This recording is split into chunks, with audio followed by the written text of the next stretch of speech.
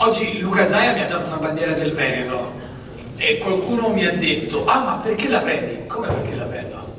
Io sono il Presidente del Consiglio della Repubblica di questo Paese e quindi come tale sono orgoglioso di ricevere una bandiera del Veneto, perché considero il Veneto un punto di riferimento straordinario per il nostro Paese.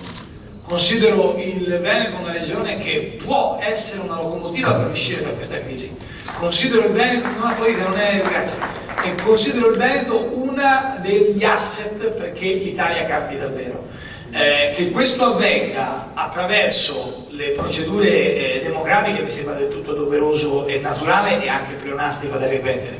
Che sia in corso una discussione sul titolo quinto, per cui ascolteremo anche i pareri del Presidente, anzi l'abbiamo già ascoltato, già incontrato anche a Palazzo Chigi del Presidente della Regione Veneto, come di tutti i suoi colleghi, è altrettanto naturale e quindi di conseguenza la discussione adesso è nel merito, non è una discussione astratta e filosofica. Su tutto il resto le iniziative cui anche diciamo in alcuni casi molto visibili cui lei fa riferimento sono questioni che esulano dai campi della politica. Io rimango nel dire che ho preso volentieri la bandiera che mi ha dato Luca Zaia e la considero un elemento che aiuta l'Italia. Certo, nel corso degli anni alcune regioni hanno dato molto di più di altre e quindi di conseguenza è sacrosanto che la riorganizzazione della spesa sia uno strumento per aiutare